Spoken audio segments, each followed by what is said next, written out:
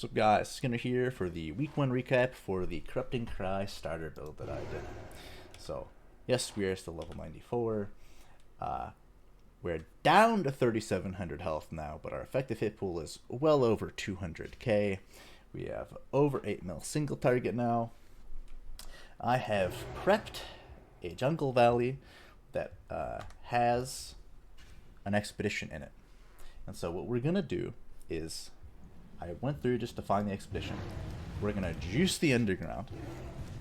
We just want to get a whole bunch of sauce, right? So that way we can have a really spicy expedition in this T16 Jungle Valley. So we can demonstrate what's going on with the build. And I want there to be a lot of juice. Hopefully we can get, 4,000, 5,000, something like that. Let's see. Just follow stream. I would like to find some blue juice. Oh! Hey! I was just going to demonstrate the expedition. But you know what? I guess I'll demonstrate the good old King of the Mist as well. This is fine.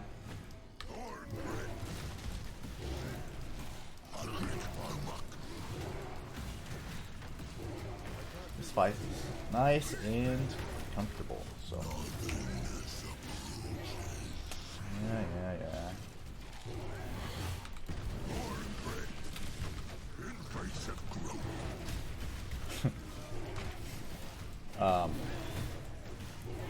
I had a lot to talk about, but I don't do this fight very often, so I'm just chilling now. Yeah, follow the wisp. Lead the way, buddy. Where are we going?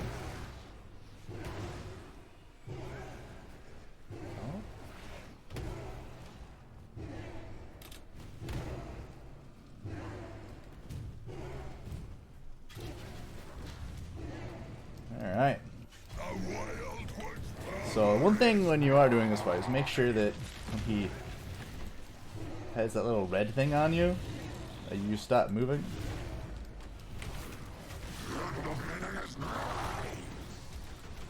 I'm trying not to stand in all the defense puddles. Yeah, goodbye. Anyway, cool, I hope I get a charm.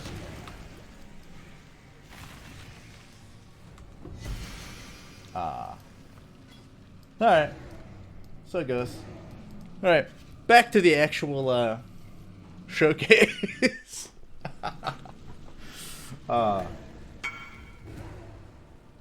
Son of a bitch. I didn't put D&D on. I'll do this trade real quick, dude. You know what? 1.5 the lion. I shouldn't skip on. Alright.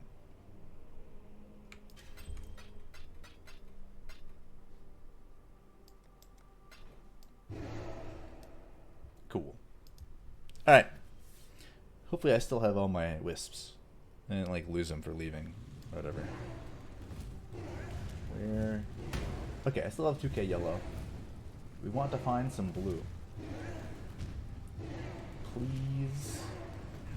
We want to juice this map.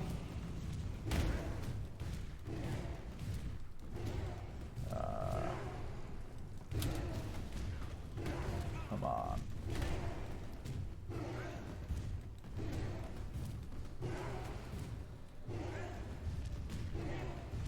Where are the wisps? Alright. Unfortunate. We're only going to have 2k juice in this. We did get the King of the Mist. Alright. Anyway. Back to the build, the recap. We got some amazing tech in this build this time.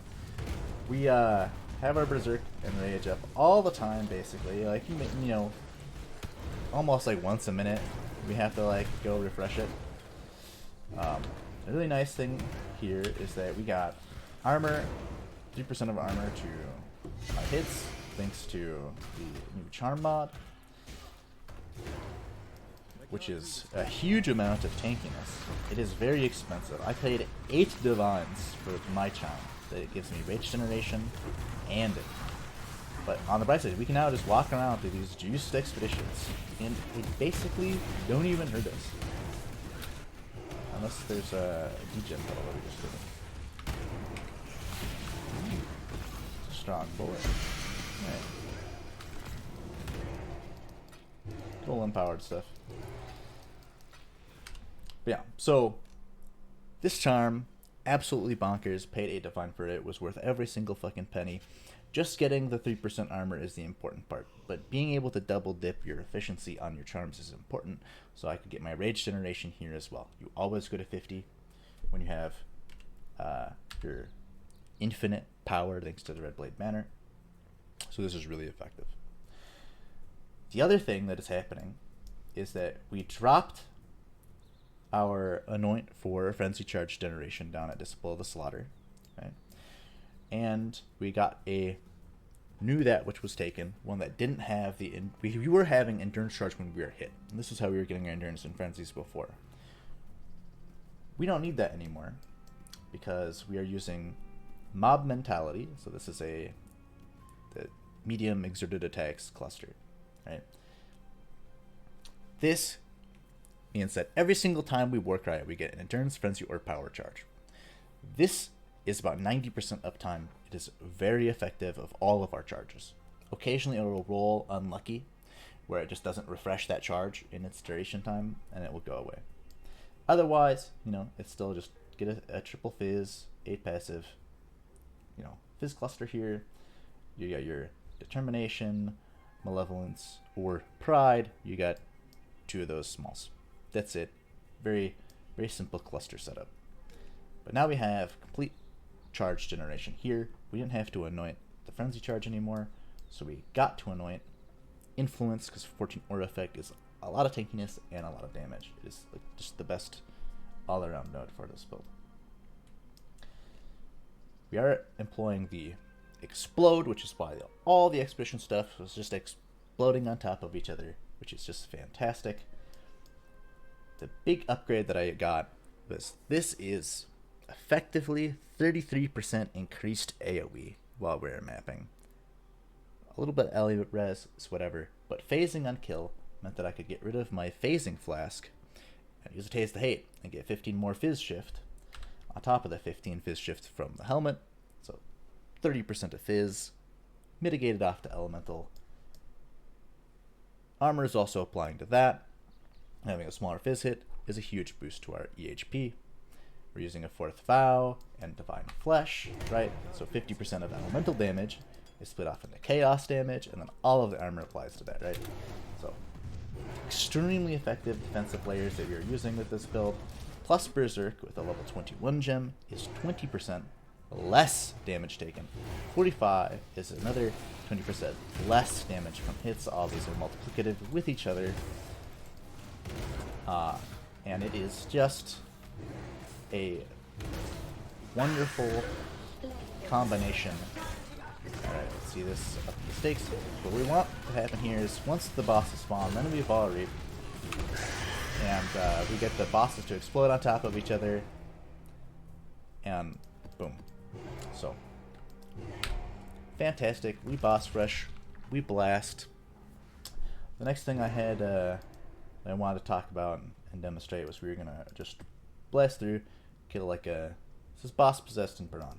It's not bad.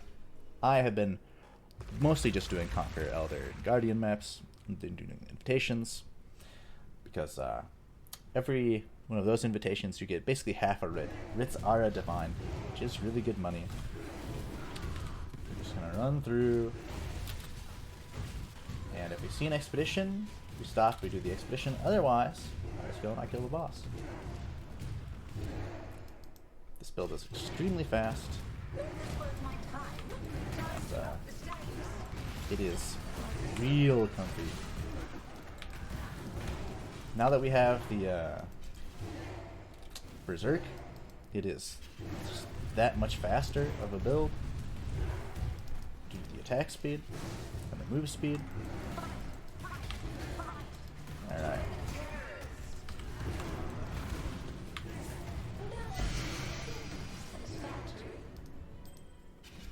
On. So, I love this build. We still have only a level 2 Awakened Gems. Knock out this Possessed Baron.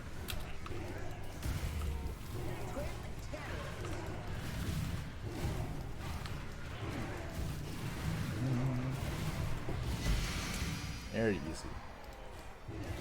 I use a very strict filter. You probably noticed I didn't have, like, get completely cluttered with my loot over at the expedition. Because I didn't want to see just the fucking vomit of shit that I was still seeing at strict. So, let's go over some other things that you're going to want before you get, like, a insanely expensive, you know, huge AoE, you know, like, phasing that which was taken. Because this is fucking very nice. But do not expect to get something similar. I paid Unnatural Instinct. I got this for 4 Divine a long time ago, before I got a 6 Link. Okay? Because 36 AoE and a bunch of other stats is better than a much more expensive AoE that which was taken. And my work is hitting the whole screen at this point. Between just those two. It's very good. I will have the POB down below. I have lost like this HP cluster. I did spend 2 Divine to get a better Glorious Vanity, because you just wanted a cheap Glorious Vanity at first. Later, you want to look for nodes that are going to transform the smalls you're pathing to into things that are very beneficial. So this is 3 Aura Effect and 6 AoE, and it transformed this to 10% max life. I thought that was worth 2 Divine. Otherwise, you just don't take this node, and all these little travel nodes are worthless, and that is totally fine. So,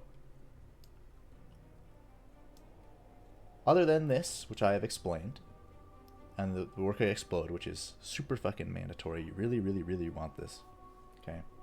And that phasing is nice because it lets us take the phasing flask off and let us throw in a Taste of Hate. Huge upgrades, very good. Other upgrades that we had gotten to the build since last time was that we had a tier 4 Ashling, so we did Suffix Cannot Be Changed, did the Ashling, and we hit, well, so first you craft mana, and then we unveil, and that makes the socketed AoE more likely.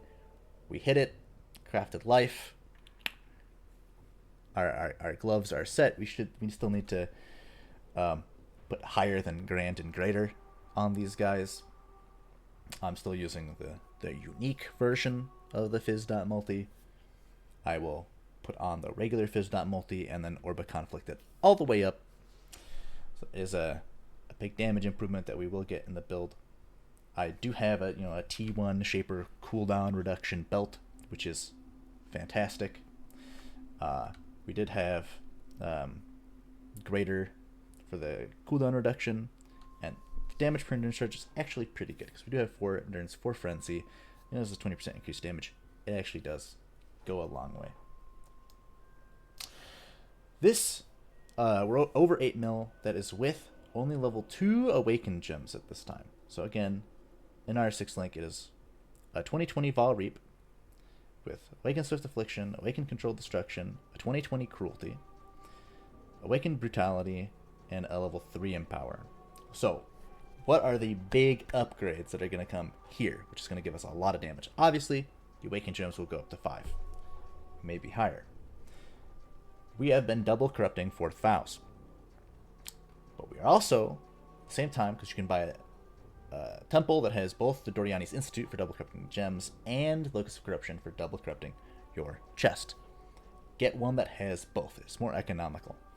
You're going to double corrupt 4th Vow, and you're going to double corrupt a 2020 Reap, because we want a 2120 Vol Reap, and you can only get that through double corrupting. It is a low chance, but we should do it every single time. So that'll give us a +1 to our level of Vol Reap there.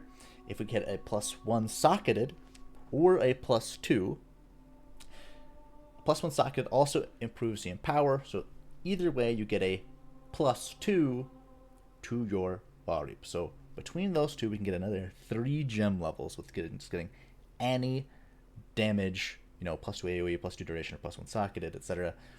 on our 4th vow, and getting a Vaal Reap 21. That'll be 3 more gem levels there. That will put it up to 29.